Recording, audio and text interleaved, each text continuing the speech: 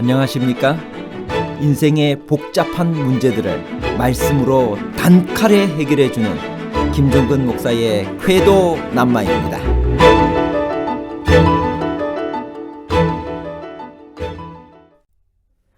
율법이 거룩하며 의로우며 선하다면 죄가 그 거룩한 율법을 사용하여 우리를 죽일 수 있나요? 율법은 선하게도 악하게도 쓸 수 있는 도구에 불과한 것인가요? 율법이 사람을 죽이는 도구로도 사용될 수 있나요? 죄가 계명을 사용하여 우리를 죽인다는 뜻은 율법이 악하다는 말인가요? 아니면 죄인을 살리기 위한 선한 역할을 말하는 것인가요? 악하다와 선하다에 관한 복잡한 문제를 하나님 말씀의 가르침으로 명쾌하게 해결해 드리겠습니다. 죄가 계명을 사용하여 우리를 죽인다는 뜻은 무엇인가요? 로마서 7장 11절. 죄가 기회를 타서 계명으로 말미암아 나를 속이고 그것으로 나를 죽였는지라. 이 구절을 읽을 때 우리는 먼저 바울이 지금 다메섹 이전에 그의 쓰라린 경험을 말하고 있다는 것을 알아야 합니다. 그는 율법에 충실한 사람이었습니다. 율법의 의로는 흠이 없는 사람이었습니다. 그는 율법을 높이고 준수하는데 그의 생애를 바쳤습니다. 그러나 그 결과는 그로 하여금 오히려 복음을 거절하게 하고 성도들을 핍박하게 만들었습니다. 그것이 그를 죽게 한 것이나 다름없었습니다. 생명의 근원이신 예수 그리스도를 거절하게 만들었기 때문입니다. 율법에 대한 충성이 오히려 그의 멸망을 가져왔던 것입니다.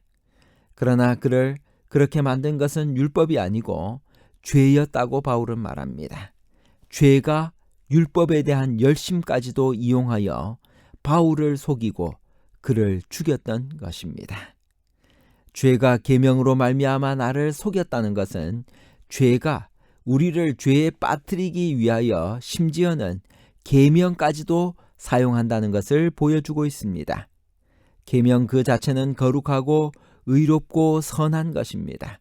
그러나 죄는 거룩하고 의로운 것까지도 사용합니다.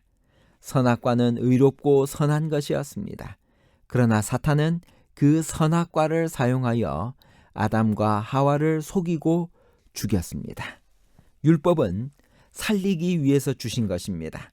그러나 사탄은 우리를 속여서 그 살리는 것까지도 오히려 우리를 죽이는 데 사용할 수 있는 무서운 존재입니다. 그러나 사탄은 누구나 언제든지 그렇게 속여서 죽일 수 있는 것은 아닙니다. 죄가 기회를 타서라고 성경은 말씀하십니다. 기회는 인간이 제공하는 것입니다. 그리스도 안에 거하는 사람은 사탄의 속임수를 간파하고 그런 틈을 보이지 않으며 따라서 속아서 죽음에 이르지 않습니다. 로마서 7장 11절의 말씀 중에 계명으로 말미암아라고 하는 이 부분을 재림교 주석은 어떻게 설명하고 있나요? 로마서 7장 11절. 그가 기회를 타서 계명으로 말미암아 나를 속이고 그것으로 나를 죽였는지라.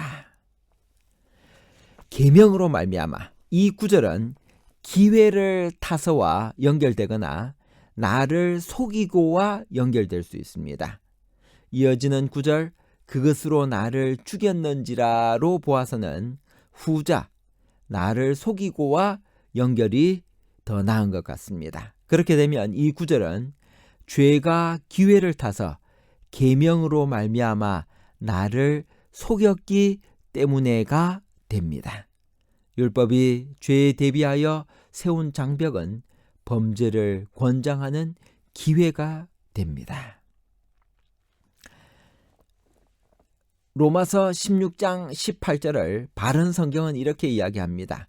이런 자들은 우리 주 그리스도를 섬기지 않고 다만 자기의 배만 섬기며 그럴듯한 말과 아첨하는 말로 순진한 자들의 마음을 속인다. 고린도전서 3장 18절. 아무도 자신을 속이지 말라. 너희 중에 누구든지 이 세상에서 지혜 있는 줄로 생각하거든 어리석은 자가 되라. 그리하여야 지혜로운 자가 되리라. 고린도후서 11장 3절 바른 성경입니다. 뱀이 그의 관계로 하와를 속인 것 같이 혹시 너희의 마음이 그리스도를 향하는 진실함과 깨끗함에서 떠나 부패할까 두렵다. 데살로니가후서 2장 3절 바른 성경입니다. 아무도 너희를 어떤 식으로도 속이지 못하게 하여라. 이는 먼저 배교하는 일이 일어나고 불법의 사람 곧 멸망의 아들이 나타나지 않는 한 그날은 오지 않을 것이기 때문이다. 에덴 동산에서 죄는 악한 욕망을 불어넣기 위해 너희는 먹지도 말고 만지지도 말라 너희가 죽을까 하노라는 계명을 이용했습니다. 하와는 금지된 나무 앞에 섰을 때 하나님이 왜 그 나무의 실과를 금했는지 의심했습니다. 이것이 사탄에게 기회를 제공했고 그는 하와가 범죄하도록 미혹하기 위해 하나님의 금령을 사용했습니다. 죄의 기만은 죄된 욕망의 대상을 선한 것으로 제시하는 것입니다. 그러나 그것을 얻은 후에는 악한 것으로 판명됩니다.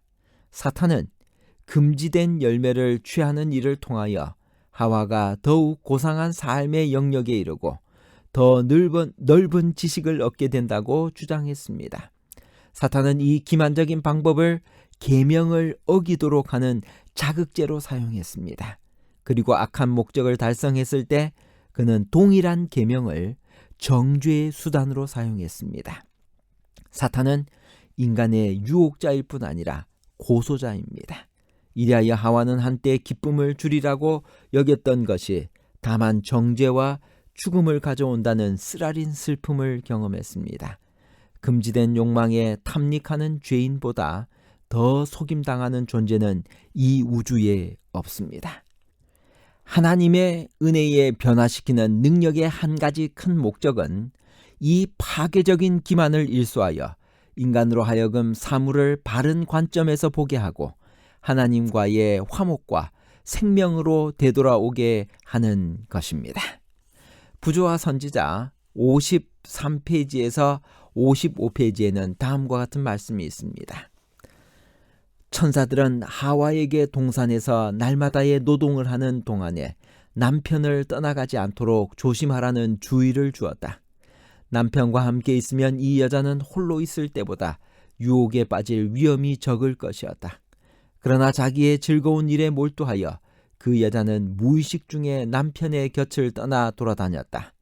하와는 자기가 홀로 있는 것을 알자 위험에 대한 불안을 느꼈으나 자기는 악을 분별하고 대항할 충분한 지혜와 능력을 가졌다고 단정하고 자기의 공포심을 물리쳐 버렸다. 천사의 경고를 잊은 채 그는 곧 호기심과 감탄이 뒤섞인 중에 금단의 나무를 바라보는 자기 자신을 발견하였다. 그 열매는 매우 아름다웠다.